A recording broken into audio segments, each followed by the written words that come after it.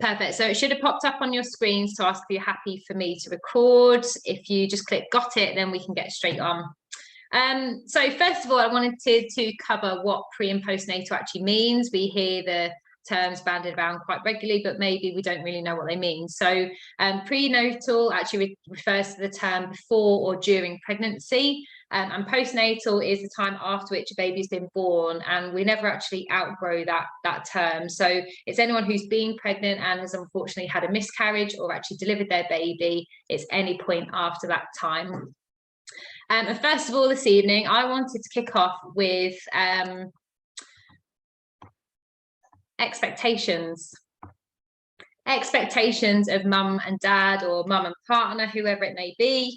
But before we do that, I just want to let you know that if you've got any questions, please pop them into the chat box. There will be opportunities to unmute yourself and kind of join in with the general chat of the meeting itself, the webinar. So if you've got any questions, burning questions, then please either send them direct to me or direct to the questions for EJ, and I can answer those anonymously if you would prefer. But ultimately, it's just going to be an opportunity to give you guys some information and also answer any questions you might have, whether you are in the thick of being brand new parents, whether you've been there, done that, or whether you're hoping to get pregnant in the future. So hopefully this is helpful for everybody. So expectations on mum and partner. Some people obviously take a long time to actually get to the point of finding out they're pregnant, and it's a huge miracle for every couple to go through. But ultimately, it can be the most terrifying time of your life as well. So one thing I'd say is that communication is key, and talking about your feelings and any concerns, trying to make sure that you can go to scans together, although obviously during these times at the moment, you may not be able to do that. But as much as possible, just being there to hold each other's hands. You will get plenty of advice from friends and family. Just try and take that with a pinch of salt, because unless they're a medical professional, they're really just trying to do what's best for you, but they may not know all the up-to-date advice. So hopefully this webinar this evening, or if you're watching back on the recording, will give you some really good up-to-date advice as to kind of what we're being told to tell people. You can read all the books there are as well, but I need to tell you that no pregnancy is the same as another, and there is no one size fits all. So again, just look at those, take some advice on board, but ultimately listen to your health professional. And if you're unsure, just ask somebody who knows, someone like myself who is qualified with pre and postnatal nutrition and exercise, because safe practice is best practice. So first of all, we're going to talk through some myths, common myths about pregnancy, and I'm going to throw one out there first. Which is that you need to eat for two. And I'd like to see or hear any others. Let's try and put actually in the chat box. Let's put some others in the chat box. Any myths that you might have come across or heard, whether you're trying to get pregnant, whether you are pregnant already and somebody said something to you and you thought, okay, or whether you've recently had your baby. Any thoughts on this, guys? I'm just going.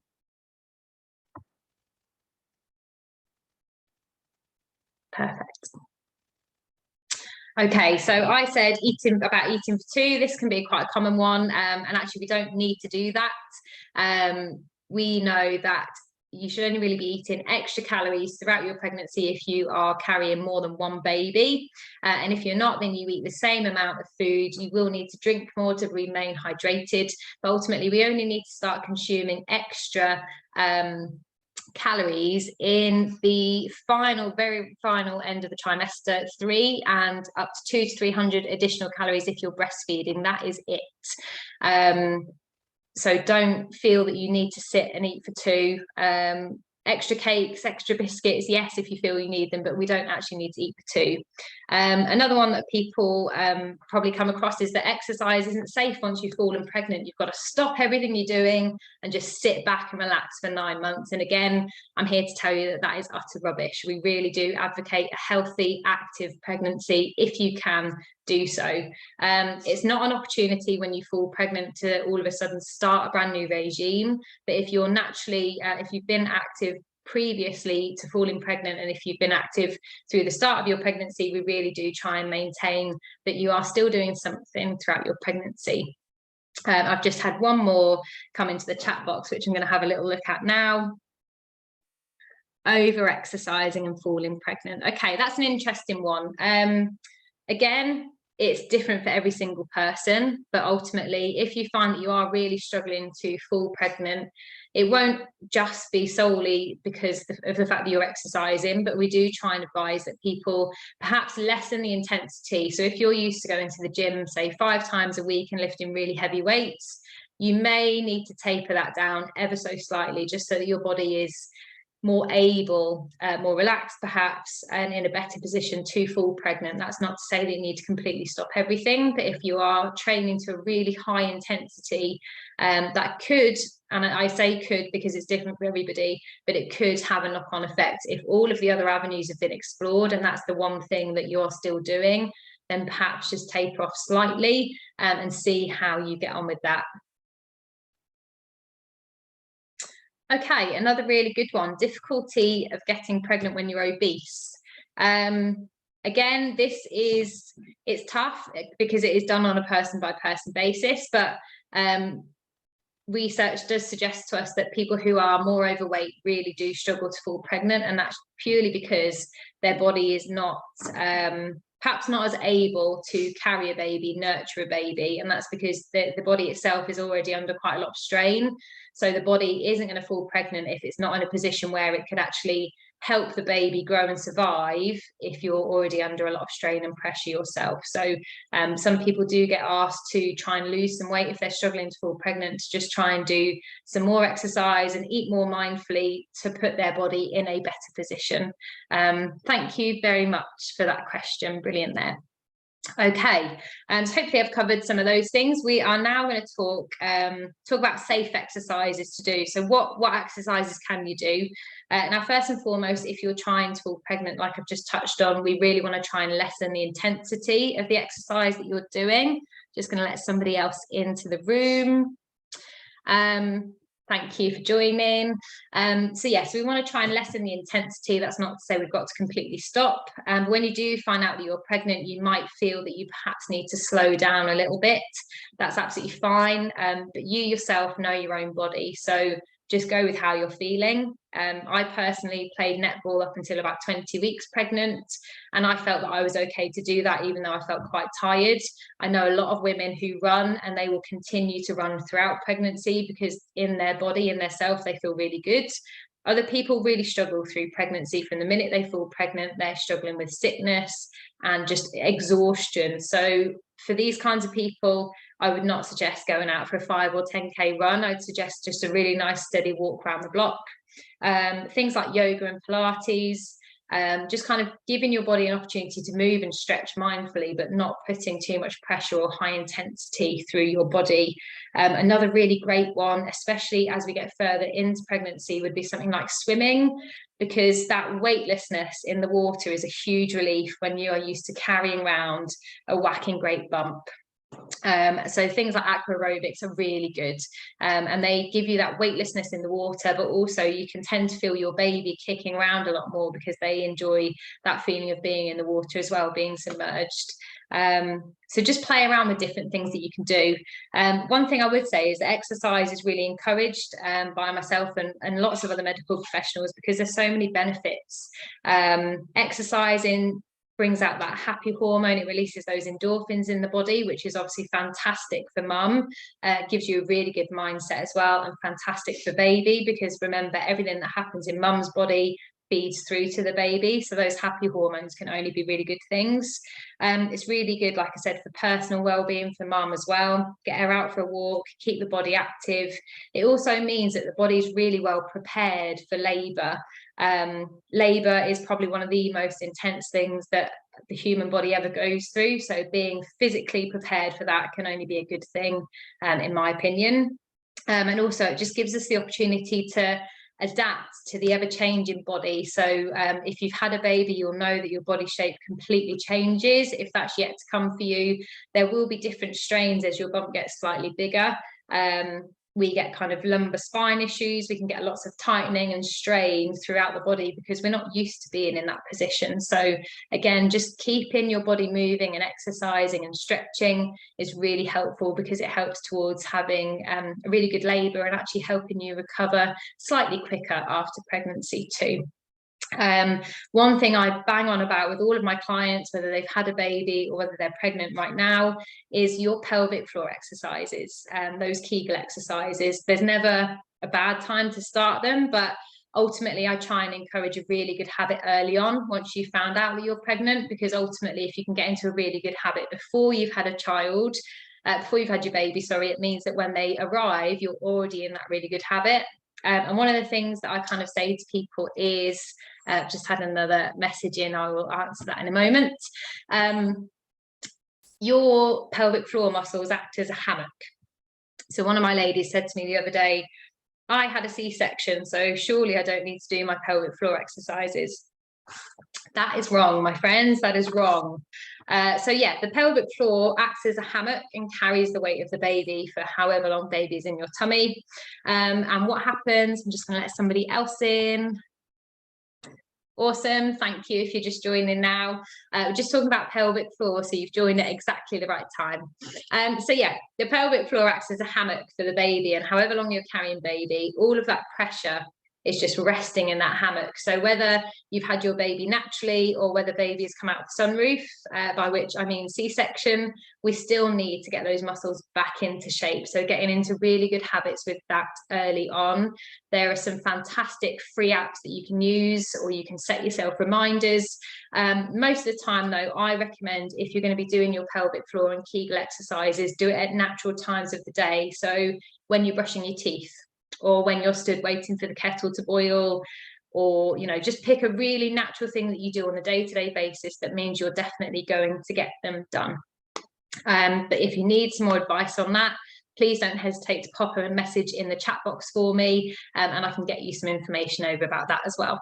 Just going to check in on messages. Perfect, so no questions here. Let's talk then very briefly then. So if you've just had your baby or not long postpartum, you will have to wait for your 6-week check with the doctor before you can actually start any kind of training with a personal trainer or a fitness instructor. And we have to see that sign off from a medical professional. I think actually they're doing it now alongside 8-week immunizations for babies. So you've only got that one trip to the doctor, but just make sure you've been completely cleared for exercise before you start going back to your previous routines. Okay. Perfect. Were there any more questions before we move on? I think everyone is okay. So we will move on now then to talking about a bit of nutrition. So foods to avoid. We're going to touch on foods to avoid first, because then we can get into the stuff that we can really go into. So in the chat box for me, folks, any foods you think you should avoid during pregnancy or when you're trying to fall pregnant. If you haven't got any clue, that's fine, you can hang fire, but if you have got some ideas, please just chuck them in the chat box for me. This is always interesting.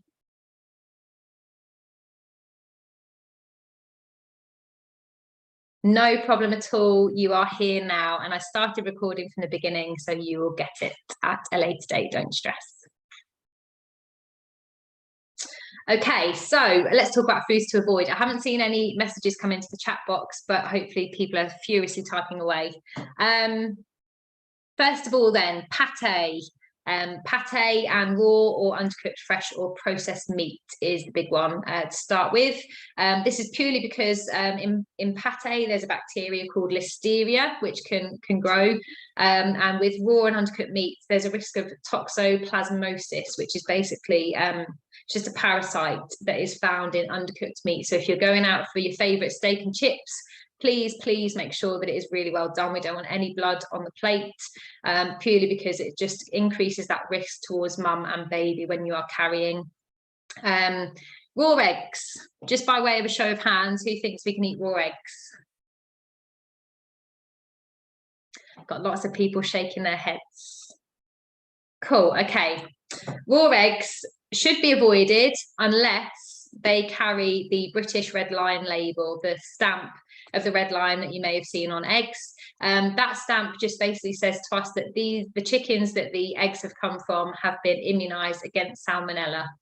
So if you're going for something like a quail's egg or duck's eggs, please make sure they are completely cooked, sunny side down, or just go for scrambled egg to be really on the safe side, no kind of dippy eggs. But if they have got that British red line stamp on them, you can have them as runny as you like. Not sure why you'd want that, but if you still want a bit of a dippy egg, just make sure that it has been checked and it is from a British red lion source.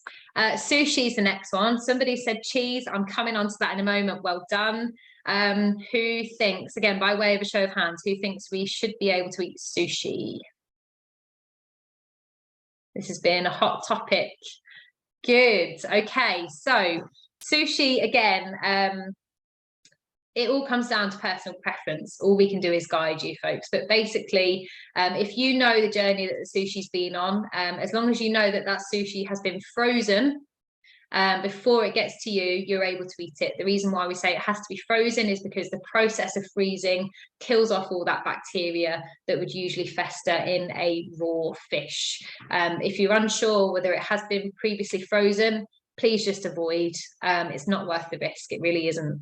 And that brings me really nicely on to raw shellfish, prawns, scallops. Again, these must be cooked really well. So if you're going out to eat, most restaurants are really aware of the risk towards pregnant women, but if they're not, please just double check with them that, you know, that meal in particular is for a woman who's pregnant. Please make sure that everything is tip top on that plate. I'm going to come back to cheese in a moment because a couple of people have said cheese now, which is awesome. Shark, swordfish and marlin. Now, we tell you to avoid these when you are pregnant and also when you're trying to get pregnant, and this is because of the increased levels of mercury within these particular fish. That can lead to developmental issues and issues with baby's brain. So again, please steer clear of those. The final one before I come back round to cheese is game shot with lead pellets. And this is purely down to the fact that lead pellets will lead to lead poisoning. It doesn't matter if the meat is really well cooked, please just avoid if possible. So cheese, I'm really glad a few of you have picked up on that. Cold meats as well. Yeah, someone just said cold meats, amazing. So I'd literally just mentioned those, raw or undercooked, fresh or processed meat. So your cold meats comes into that, salami in particular. But again, if salami has actually been frozen at source and then defrosted and that's when it's appeared on your shelf again, you can eat it. But if you're really unsure, guys, just don't take the risk. It's 8 or 9 months and then you can have all the cravings that you like and you can demolish all the salami. Let's come back to cheese then. So some cheeses you can eat, but please avoid the soft cheese, the one with the white rind, so things like brie and camembert. Soft blue vein cheese you can eat, but only if it's been cooked. So perhaps you're having a really nice Stilton sauce with that well done steak of yours. But again, if it's undercooked or just warmed through and not thoroughly cooked through, please avoid. Someone said tinned tuna. Awesome. Tinned tuna, we do advocate eating. It's one of the best fish you can eat. But again, if it's coming from a tin, or even actually if you're having it as a steak, try and limit to 2 or 3 portions a week. There are better fish out there, so cod or salmon would be a better alternative. But obviously tinned salmon is much easier to get a hold of and to keep in the cupboard. So especially when pregnant, just try and keep that to 2 portions maximum in the week. And then finally, other things to avoid. So we're talking about eating, not only eating, but drinking, alcohol and caffeine. So alcohol is a big no-no, but again, it's personal preference. I think in the olden days, they said half a Guinness was a good thing, was good for baby's health and growth. Read into that what you like.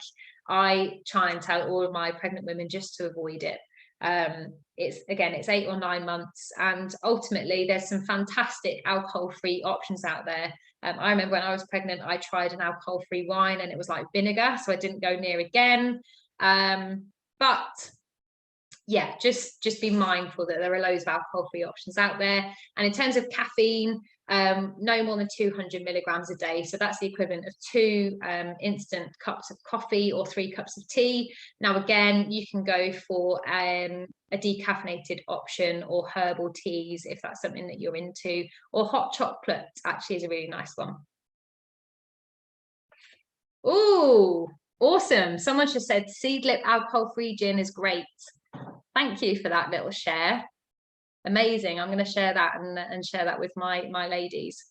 Great. So we're going to move on now to nutrition that you can eat. First of all, it's really important to go through hydration. Hydration is key throughout pregnancy, and especially if you're breastfeeding. And so I'm going to touch on a point that I made right at the beginning, because a couple of people weren't here. If you are breastfeeding, we do say that you should be eating between 200 and 300 calories extra, but no more than that. But ultimately, hydration is really, really important through pregnancy. It's great to help with recovery as well. So make sure you're really well hydrated.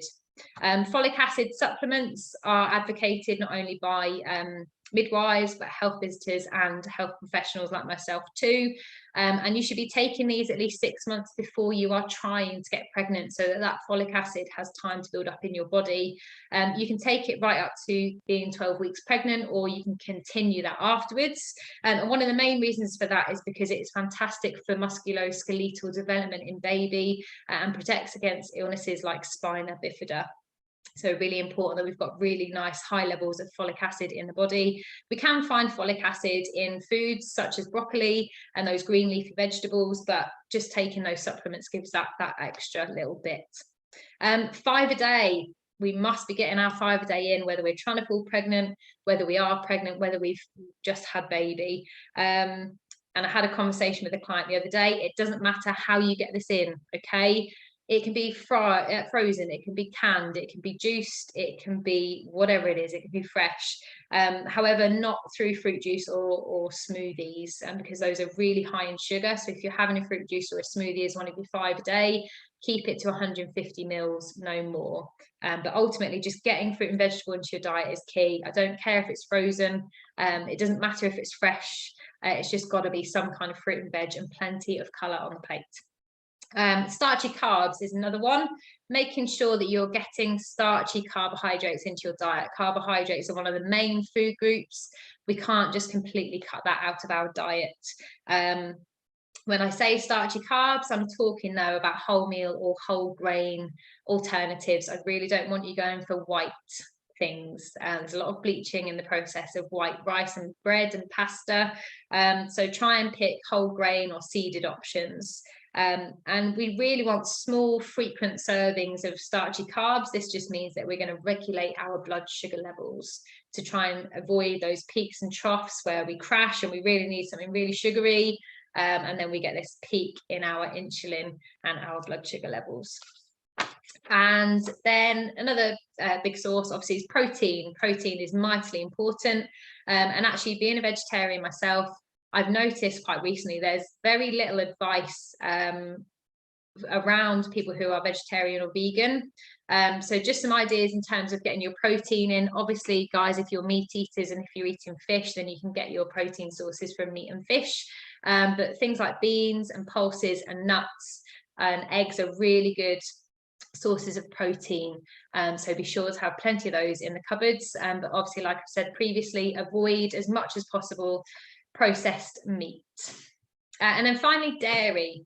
So again, milk, yogurts, creams, cheeses, not the soft cheeses we mentioned earlier, but hard cheese, all good to go. Any as much as you want really with that, especially again when you're breastfeeding, make sure that you're getting plenty of dairy in your diet as well, because it will help with your supply.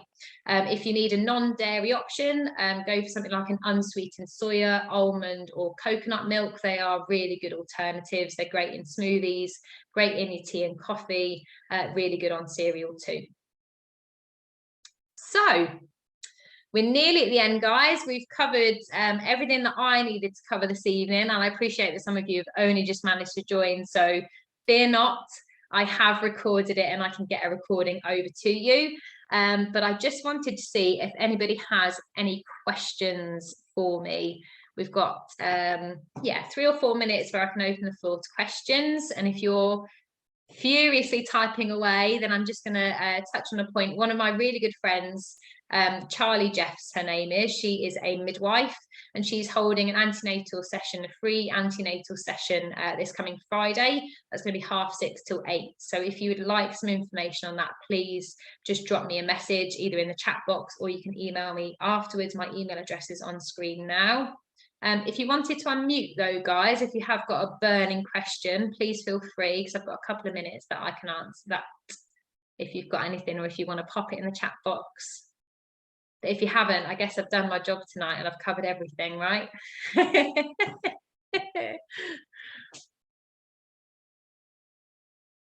I can see a couple of people looking down like this, so I'm pending. I'm waiting for questions, pending.